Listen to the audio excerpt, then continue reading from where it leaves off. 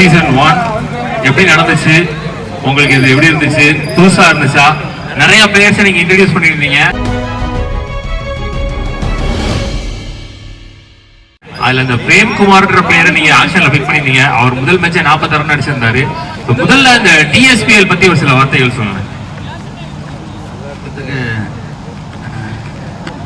Good night தான் சொல்லணும். இப்போ என்னன்னா ரொம்ப நல்லா நடந்துச்சு. என்ஜாய் பண்ணியிருப்பாங்க பசங்க எல்லாருமே. புது பசங்களை விட பழைய பசங்களுமே பார்த்தீங்கன்னா இந்த பிச்சில் வந்துட்டுன்னா ஒரு 50% இதுதான் ஃபர்ஸ்ட் அனுபவமாக இருக்குது.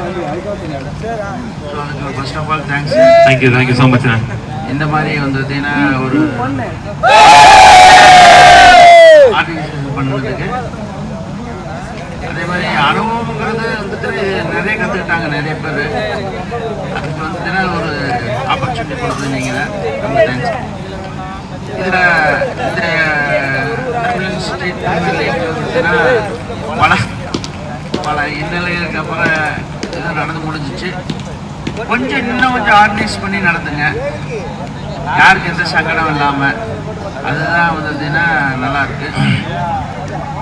மற்றபடி நிறைய இளைஞர்களுக்கு நம்ம வாய்ப்பு கொடுத்துருக்குறோம். அதுதான் நீ சொல்கிற மாதிரி நம்ம தமிழ்நாட்டில் அடுத்த லெவலில் எடுத்துகிட்டு போகிறோமோ இல்லையோ, நம்ம இளைஞருக்கு நல்லா வாய்ப்பு கொடுப்போம். So super. இந்த பிரேம்குமார் பற்றி ஒரு சில வார்த்தைகள். இல்லை, பிரேம் வந்துட்டு உண்மையாலுமே எனக்கே தெரியாது. நம்ம பாலா தான் சொன்னாப்படி, சிவலிங்கம் சொன்னாப்படி. ஆக்சுவலாக நான் எங்கள் பசங்கள்ட்ட ஆல்ரெடி சொல்லிட்டேன்.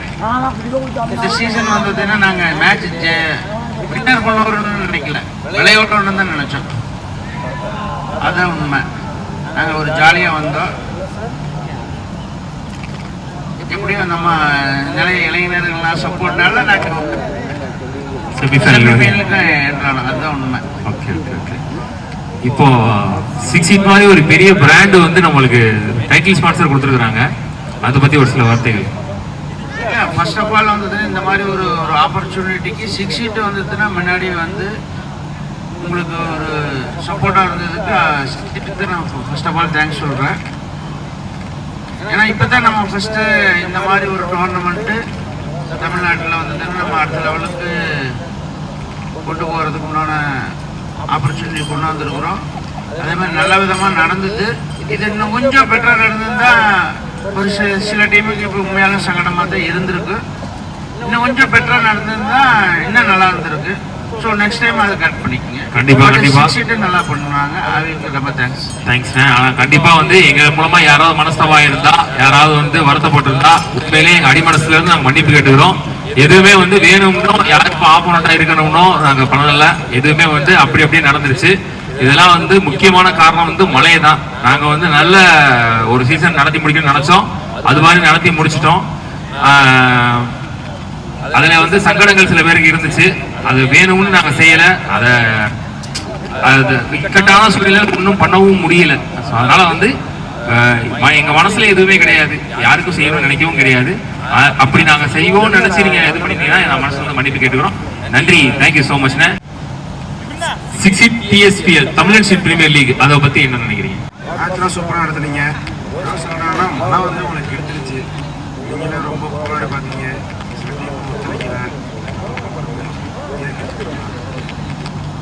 மற்றபடி மேட்ச்லாம் சூப்பராக இருந்துச்சு. சாப்பாடு சூப்பராக இருந்துச்சு. லாஸ்ட் நாள் இருந்துச்சு. 10ஆம் சூப்பர்ண்ணே. இல்ல, முக்கியமான டீமே நிறைய பிளேயர்ஸ் உள்ள கொண்டு வந்தது தானே. அதை பத்தி உங்களுடைய பார்த்தீங்கன்னா இப்ப இந்த இதுல செலக்ட் ஆனது வந்து 98 பேர் தான் நம்ம சேனல்ல வந்தவங்க. ஃபெமிலியர்ன்றது வேற, சேனல்ல வர்றதுன்றது வேற. சேனல்ல வராத பிளேயர் 193 பேர் வந்து உள்ள வந்திருக்காங்கல்ல. அதை பத்தி நீங்க என்ன நினைக்கிறீங்க? நிறைய பிளேயர்ஸ் வந்து புதுசா எல்லா டீம்லயுமே இருந்திருக்காங்க, பெர்ஃபார்மன்ஸ் பண்ணிருக்காங்க, அவங்கள அந்த விஷயத்தை பத்தி என்ன நினைக்கிறீங்க?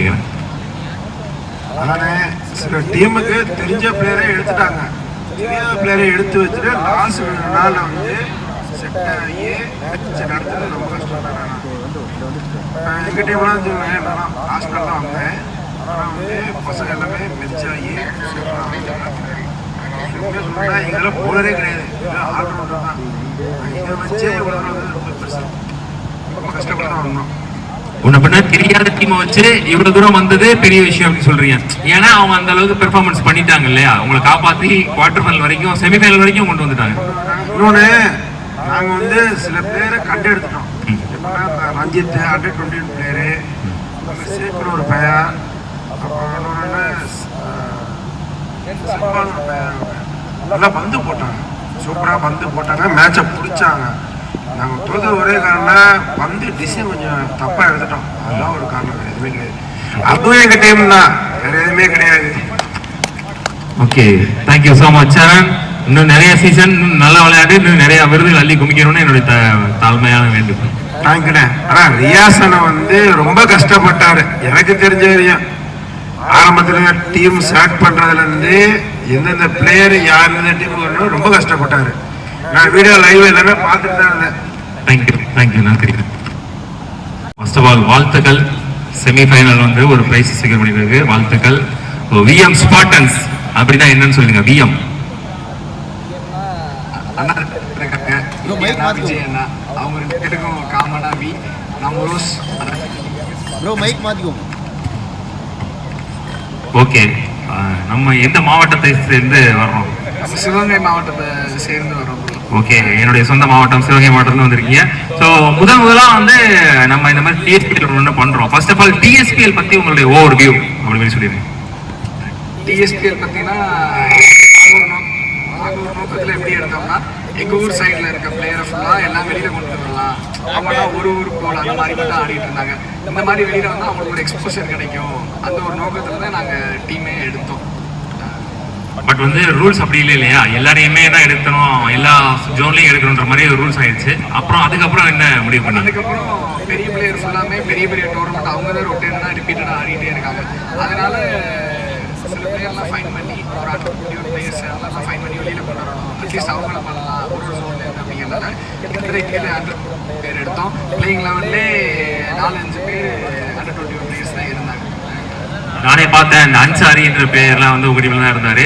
அந்த மாதிரி நல்லா பெர்ஃபார்மன்ஸ் பண்ண பிளேயர்ஸ் நேம்லாம் சொல்லுங்க உங்க டீம்ல, உங்க ஃபெமிலியர் இல்லாத புதுசா வந்த பிளேயர்ஸ்லாம்.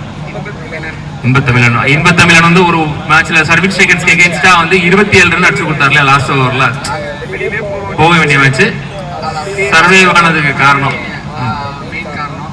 அப்புறம் திலீப் ரஞ்சன் சூப்பராக பெர்ஃபார்ம் பண்ணலாம். அது மாதிரி தினேஷ், ரோஹித் தினேஷ், ஓகே, திருவண்ணாமலை அந்த சைடு அவங்களாம் ஒரே ஒரு டீமுக்காக அவங்கள கூட்டிட்டு வந்தோம். பாலகங்கா கிரீசெல்லாம் ஆட்டத்தெல்லாம் பயங்கரமாக கிட்டத்தட்ட 12 விக்கெட் ஒரே விக்கெட். ஓகே, அன்சாரி அது மாதிரி 10 விக்கெட் மேட்ச் கம்மியாக ஆடியே. ஓகே, சீனி பற்றி சொல்லுங்க. சீனி தெரியும், நல்லா பெர்ஃபார்ம் பண்ணிடுவான்.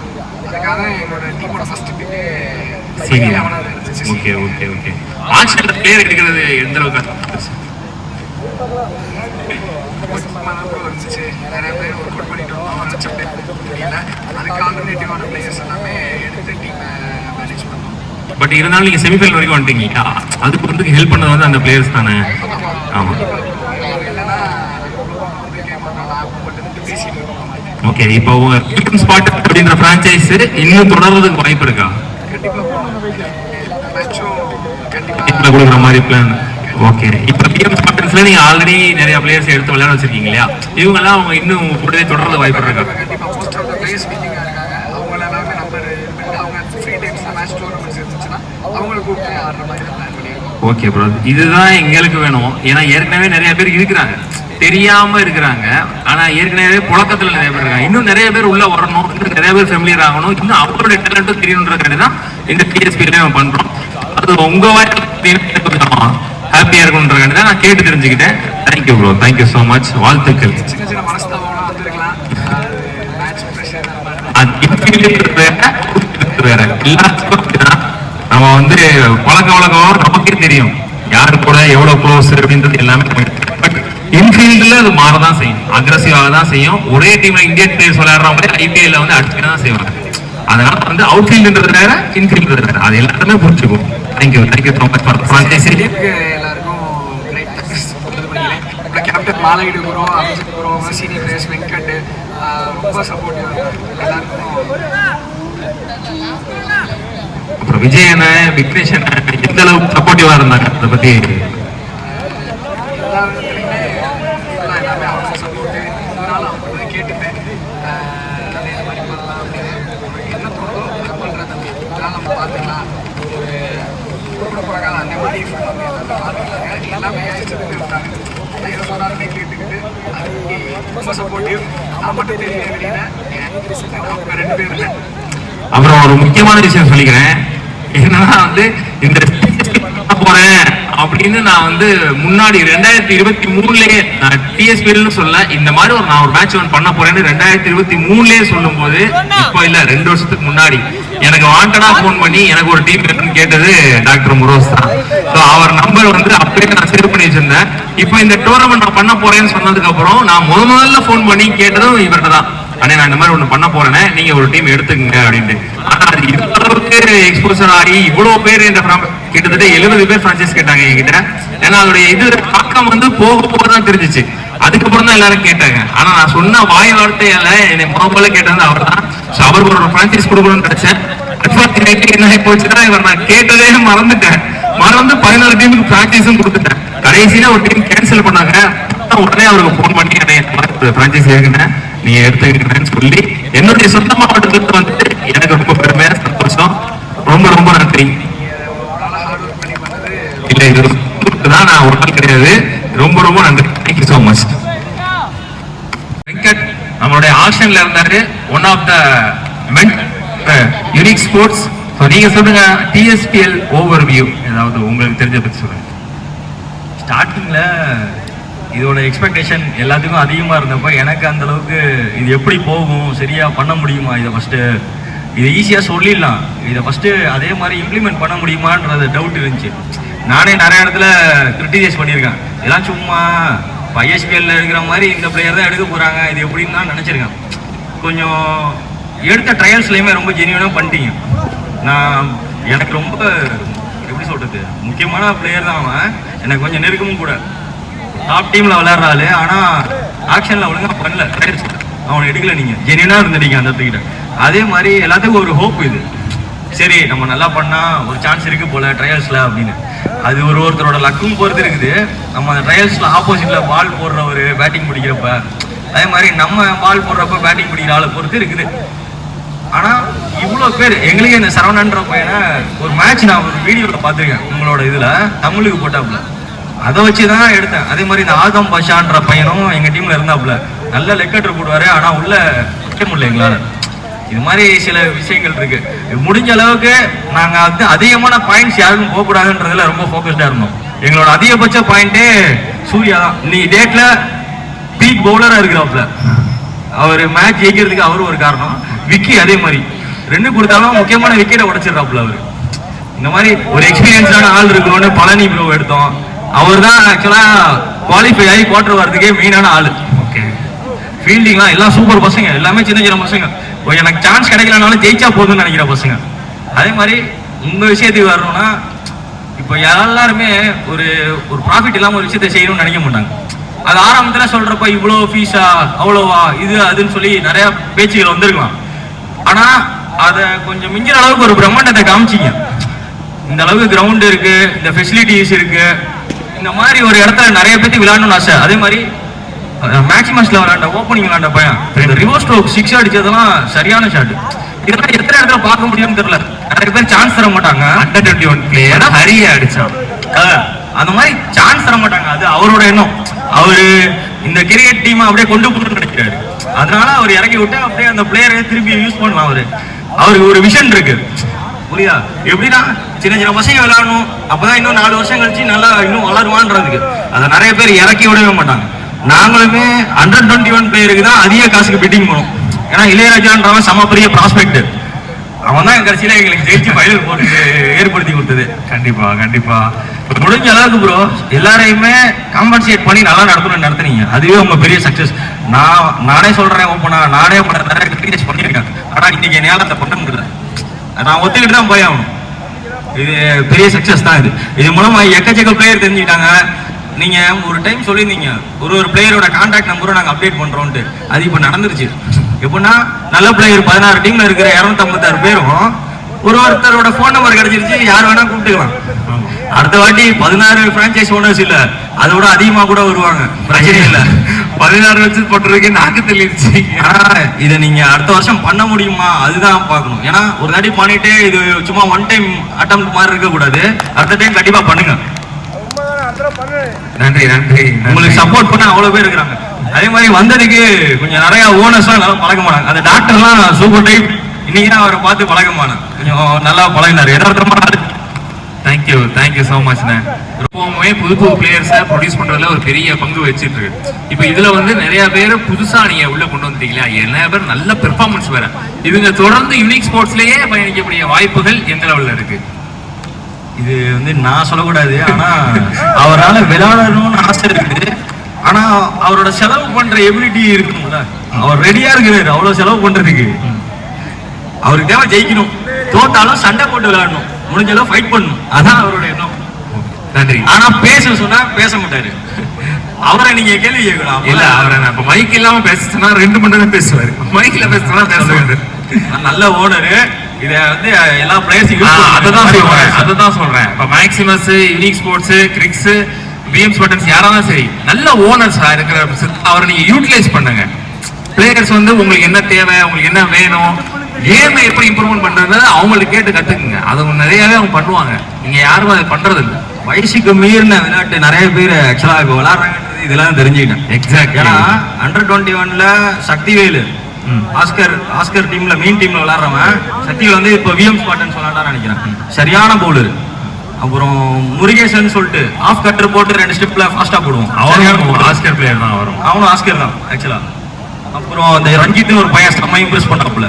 அதே மாதிரி இளையராஜாவை அவன் ஊருக்குள்ளேயே தான் விளையாண்டுட்டு இருப்பான். அந்த கரெக்டா ஆக்ஷனுக்கு முன்னாடி நாள் உசிலமலத்துல அடிச்சான். கரெக்டா அவர் மாலடி கார்த்தி அங்க எடுத்துட்டாரு. ட்ரையல்ஸ்ல 8 பால் 5 6 இல்ல அது அடிச்சான் பார்த்தேன். ஆனா கரெக்டா மேட்சுக்கு முன்னாடி நாள் உசிலமலம் மேட்ச் அவன் அடிச்சிருந்தான். அங்க அம்பையர் என்னது மாலடி கார்த்தின்னு நினைக்கிறேன். கரெக்டா அவனுக்கு வேற எந்த டீமும் போல மாலடி கார்த்தி போனாப்புல. எனக்கும் தேவைன்றதுனால முடிஞ்சளவு ஃபைட் பண்ணுவோம். வின் பண்ணி எடுத்துட்டீங்க. அவன் வெளியே தெரிய வேண்டிய ஆளு, அவன் நல்லா விளையாடுவான், நல்லா வருவாங்க. எல்லாருமே நல்ல பிளேயர்ஸ் தான். So thank you so much. எனக்கு ரொம்ப சந்தோஷம்னா பழனி பெர்ஃபார்ம் பண்ணது. எனக்கு எனக்கு வந்து எப்படின்னா எல்லா டீம்லயும் ஒரு அன்சங் ஹீரோ இருப்பாங்க. இப்போ சொல்லணும்னா கூட லெஃப்ட் பவுலர் ஒரு ரிவர்ஸ்ல ஒரு 4 அடிச்சாரு. அதெல்லாம் அவர் மட்டும் தான் அடிப்பாரு. கண்ணா பிரானா அடிக்கணும்னு இல்ல, அதை ஜென்ட்ல அடிக்கிறதுலயும் ஒரு விதம் இருக்குதுல்ல. ஆனா நான் பழனி நான் வந்து இந்த வயசுல எனக்கு பிடிச்ச விதத்தை சொல்றேன். நீங்க பாத்திருப்பீங்க. எனக்கும் அவருக்கும் 5 கிலோமீட்டர் எங்க வீட்டுக்கும் அவர் வீட்டுக்கும் இளமலூர் பழனி. அந்த அனுபவம் தான் எங்களை ஜெயிக்கிறது. Thank you so much for the valuable feedback. I would like to invite Karol bro from Cricks Kanyakumari. Karol bro.